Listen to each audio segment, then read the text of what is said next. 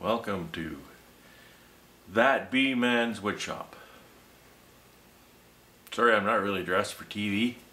Got my old work shirt on, not shaved. Just having a nice spring day. It's kind of cold, so having a spring day in the woodshop. I can't get both my project and me in the shot here, so I will reposition the camera to show you just a little project I'm working on today to help my bees out.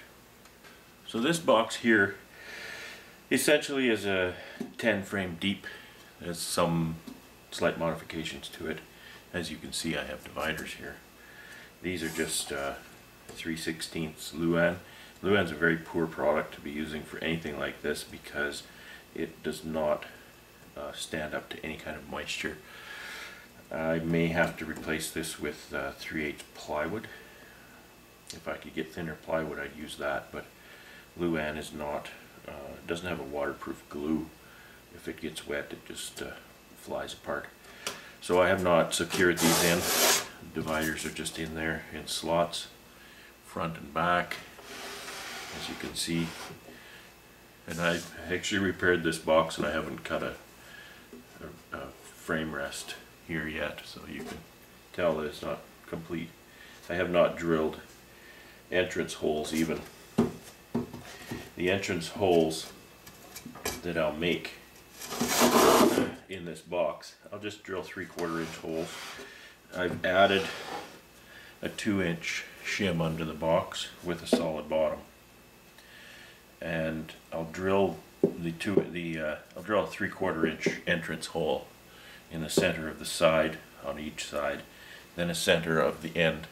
So that'll give me 3 entrances for the three nukes. These nukes will hold 3 frames each, and the purpose of this is mating. So this is for mating nukes, for mating my own queens. However you produce queens, this is a pretty good way to do it. I learned this from a small commercial queen producer who produces excellent queens near me. He actually described a number of different nuke configurations that he's tried over the years, and he's settled on this one for different reasons. He's used the little minis, different things. Those little minis, to me, they always seem very expensive, and I totally get the the minimal resources that they take. What he liked about these are, first of all, it's standardized equipment. It's just a deep frame, Langstroth deep frame, 10 frame box with some very basic modifications, and that takes care of all of your mating nuke needs. So during the summer, when he's producing his queens, at the last round of queens that he produces, when he puts the queen cell in this nuke to mate, and of course there's 3, then when that queen mates, he will leave that queen in here. That queen will fill this little nuke with bees, and that'll winter in his indoor wintering building in here. So then in the spring, he comes out with, for every one of these he has, he comes out with 3 very young queens in the spring, ready to do his splits with those queens. I think it sounds like a really great way to do things, so I've started to try this. I have one of these going. I have one of these full of nukes. It's 25th, I think, of March 2019, and I checked them just 2 days ago, and they are still going. There's small clusters in each one, and so I'm really hoping they will make it. My concern right now is, because our spring temperatures are still kind of cold, I have a bee cozy on this. It's sitting outside, so that's helping them out. But one thing I thought, I could do this, I could give them an extra bit of help here. I can take this bottom off. There's just a few screws here holding this bottom to the box. So if I did that and then I take a 10 frame shim. Doesn't have to be very high, it may be only 3/4 of an inch, maybe an inch shim, and I make a double screened shim out of that, a double screen separator, so that there's 2 screens like this, and the bees can't touch each other through the screens, so because they're separated. What I can do is I can put that shim on a healthy 10 frame, a full size colony now in the spring, and then take the bottom off of this, set this on top of that shim, and then all the heat from that colony can come up and help these little 3 frame guys stay warm.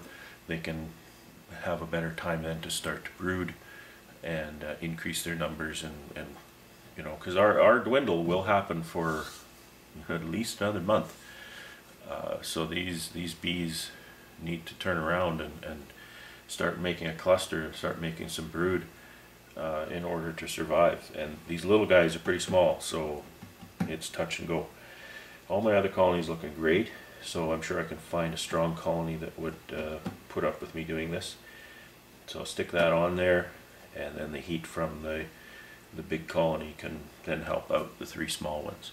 My considerations that I have to deal with are my shim needs to match up on the bottom, on the top, but on the bottom my shim needs to match up with these dividers, just so there's no space, so that there can't be any commingling of the colonies side to side.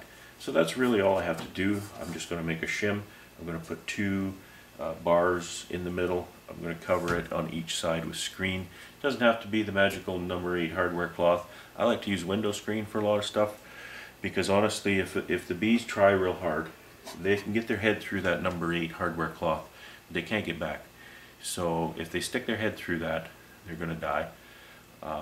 So I've found that window screen, I might end up using number 8. I have some. I don't know if I have any window screen here. So we'll see what ends up getting used for this project here today. Okay, now I have a bird's eye view of my table saw. So I've opted to, because I'm only doing a couple pieces here, normally I'd install my dado blade in the saw. A dado blade takes a wide cut, makes a dado, makes a groove for joinery. So what I want to do here, I'll just explain. This is my shim. This is my shim pieces. Okay, kind of like that. And what I'm going to do is I'm going to cut away half of this material so that this piece sits in here. Gives me a little more physical, mechanical strength and a little more glue area. It's a very good joint for something like this. It's really one of the only things you can do without adding a bunch of hardware. The glue and the staple will hold it together. It's not a heavy-duty item. I'm not doing this as furniture, otherwise I'd be more concerned. I'm just sort of sizing these by eye. I've drawn my layout lines here so I can cut a couple of these and flip it around and cut the others. So we'll see. Some people will kind of probably complain about my method here, but you know, this is an accepted method to do this sort of thing, and we will wear our eye protection, although you can't see me wearing it. I am. And yeah, if you're not, you know, this isn't a woodworking video, so your safety is up to you. Nothing I'm doing is really outside of the realm of safety, but it might be a bit of an advanced procedure for some of you. So conduct yourselves accordingly. And I have to make sure I get these down flat on this side. So I have to lean over here to get it just right. So you're going to be blocked from seeing that. I want to measure this because I want to take off 3/4 of an inch. The gap in here is less than 3/4 of an inch by the kerf of that blade. So anyway, I'll stop talking. You're not going to hear anything. I have to turn the dust collector on, I have to turn the table saw on, and then I'll make this cut.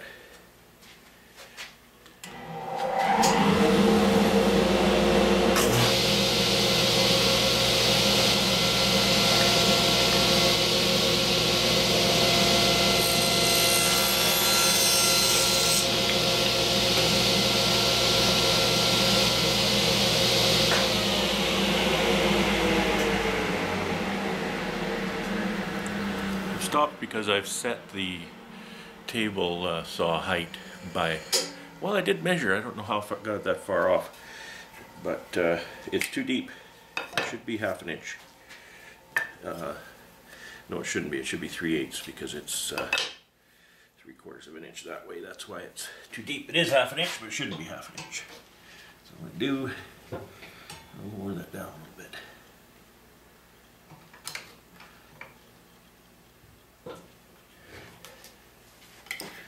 If you're not comfortable doing something like that without unplugging your table saw, you just feel free to go ahead and do that. So here we go again.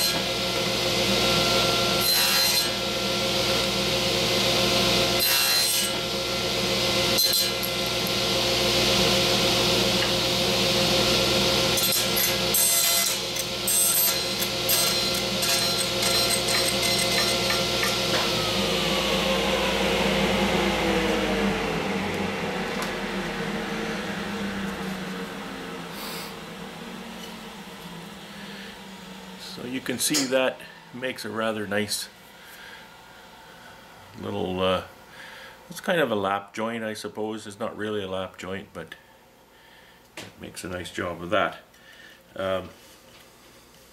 Again, this is not a woodworking video, so you know, I'm not going to go into the whole what to watch for doing that. It's a little bit of an advanced thing to do, so you have to know if you're comfortable doing that or not. What I'm going to do is reset the saw now, and I'm going to do this kind of by eye.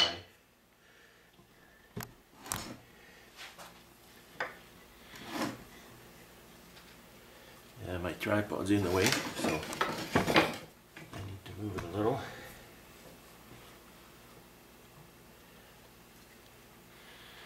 I guess you're still seeing things, are you? Good. Alright, so I'm going to set that at that limit. And one thing to watch for doing this is that you don't get sawdust built up in here. This is a really rudimentary thing. Again, I'm not making furniture, so I don't care, but it's not even straight. But it'll work for what I'm doing here. Normally, if you're going to build a fence like this, you either leave it up off the table when you attach it to the guide so that the sawdust can flow through, or kind of notch right at the bottom, just a very small notch to give sawdust and any small piece of debris somewhere to go. So anyway, I'm going to cut this again, so we want to make sure we do it on the right side. We've got this here, so I want to cut here as my X's indicate. So again, I'm doing this by eye. Speaking about eye, safety first, right? Okay.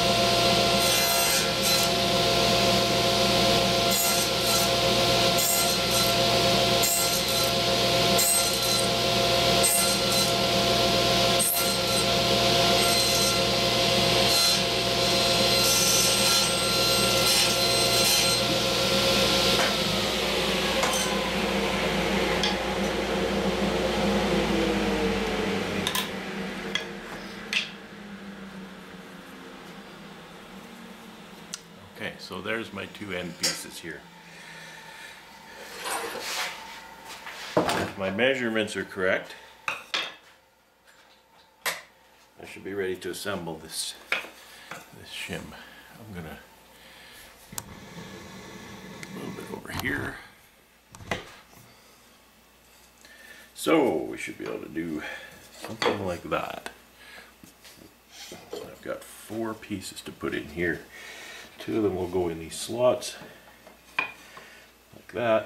They're a little loose, but you know, that's okay for this purpose. I'm not making furniture.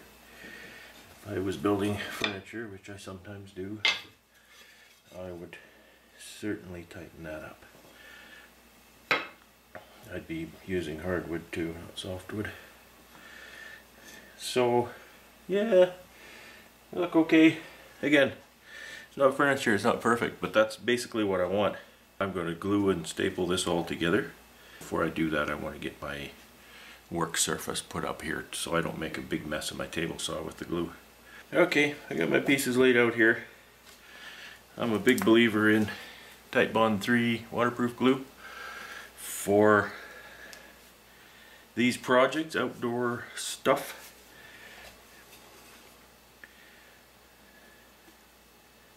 Don't own the company, so that's all I'm going to say about that. Get a little glue on each surface. Again, it's not furniture. A little squeeze out is good. That means the joint is full. A lot of squeeze out means you're wasting glue. So, we will go to town on that.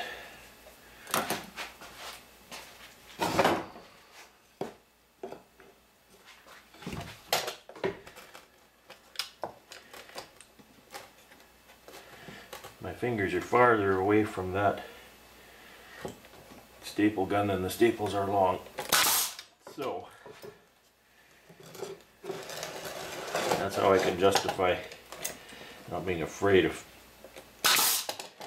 driving staples through my hand. Because that can happen if you get too close.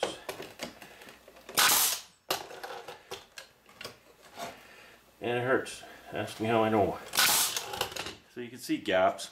I mean, again, it's not furniture. I found this type on actually can fill a little bit of a gap. So we've got our staples in the end. Rinse and repeat.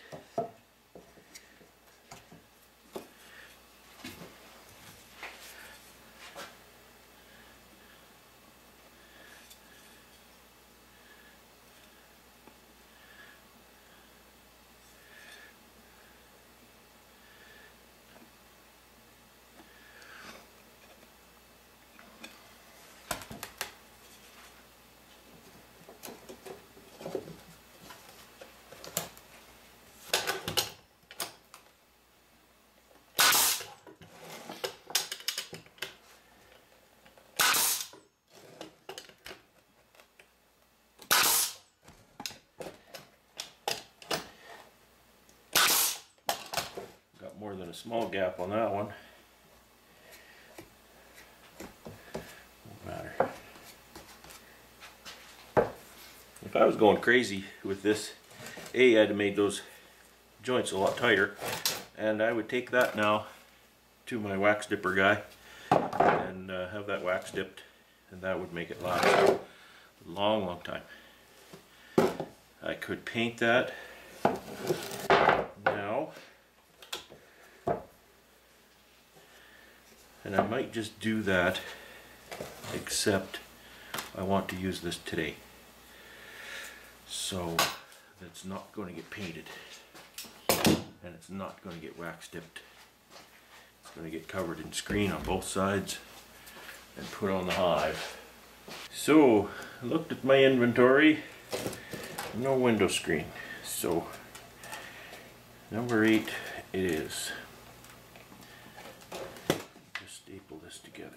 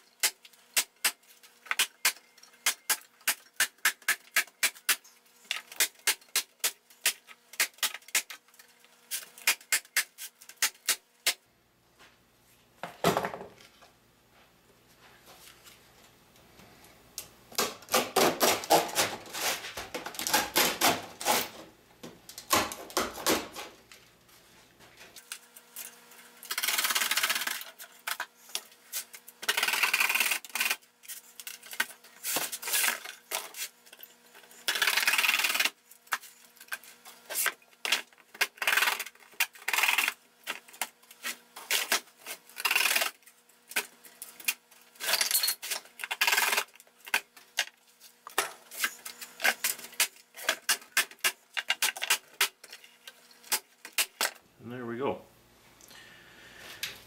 Again, I would have preferred to use window screen. 2 reasons. It's cheaper. This galvanized number 8 is a little pricey. And even though bees can't get through number 8,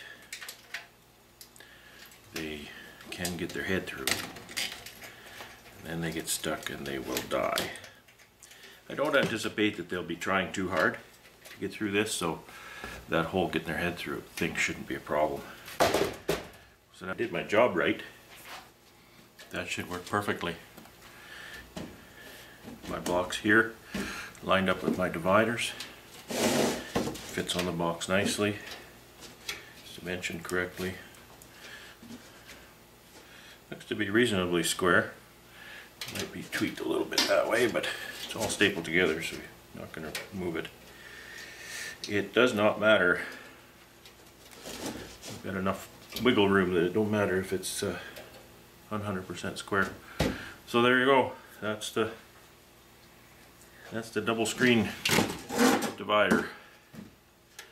I'm going to go out there and put that on. See how it works out. So here's my little 3x3.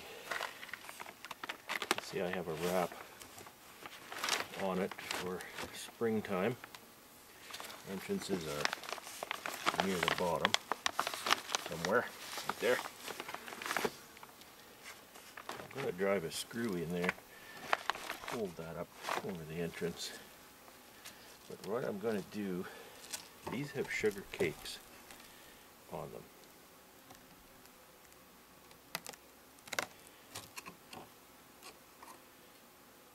There's bees in there, but not very many. So what I'm going to do is I'm just going to drive a screw through each end of that, each side of that cover, because I'm going to have to turn this hive over in order to take the bottom off it.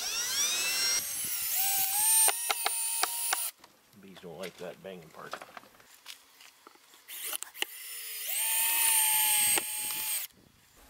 Okay, so now we have one piece to roll this over. They'll be fine, the frames are this way, so they're not going to shift. And then I need to take the bottom off.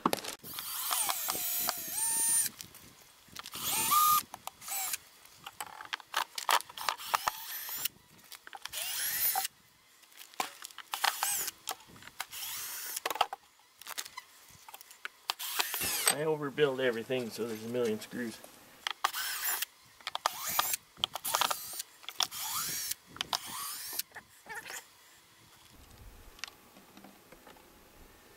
There's actually some nice looking little clusters there. Well, there's one in the middle anyway. There's a lot of drop here, so maybe not so much. The other two, I can't see with my sunglasses on. It's there. I think this one might be dead. There's 2 out of 3 anyway. And see, I'm not gonna bother showing you, but this luan is giving way at the bottom. Maybe you can see. Kind of separating. Not what you want. Boy, that middle one has quite a good little cluster. Okay, don't get mad at me. What I'm going to do is I'm going to attach this right there. It'll give me one last thing to do. Hopefully I don't split that too much.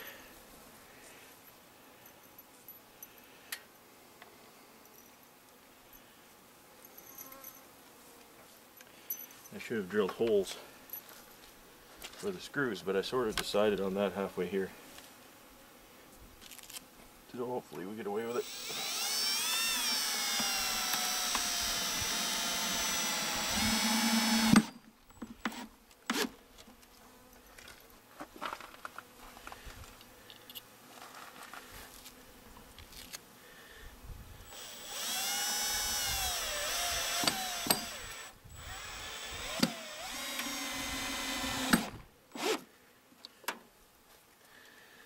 You know, gotta stop overbuilding things. 2 is more than enough in there. So now what I need to do is go and find a colony that I think is strong. I've got some that have wraps on them, so we'll choose one of those. get this turned around. The heat is not coming up out of that screen.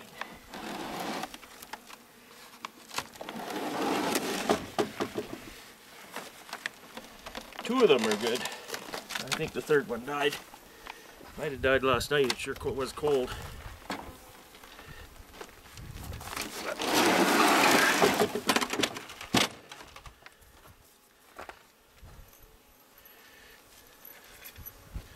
I'm going to put screws above the entrances. Keep this wrap pushed up away from the entrance.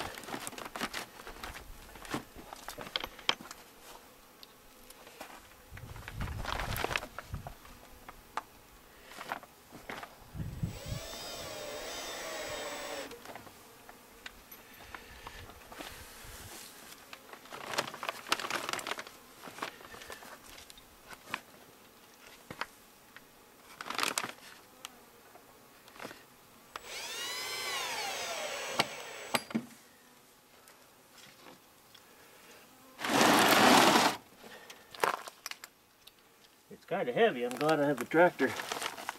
I'm going to use that to move it over there.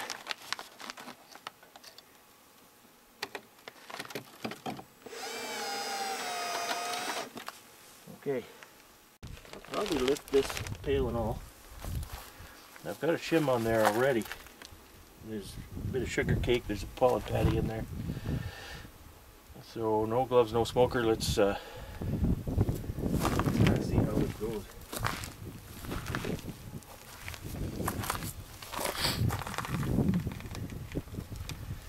Of course, I'm not going to be able to feed these. If there's bees on the lid, I need to shake them off. So there we go. Oh boy, feed leaking.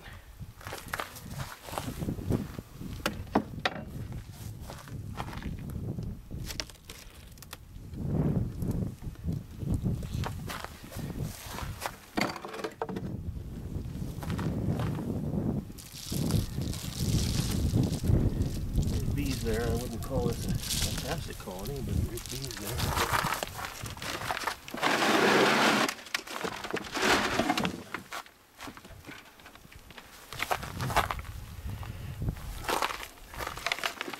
Great.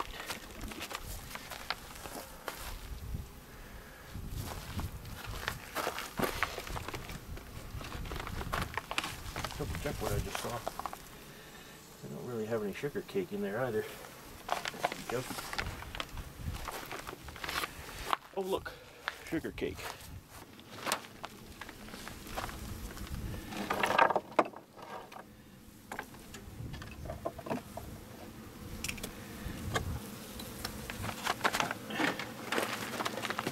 Stir it up a little bit.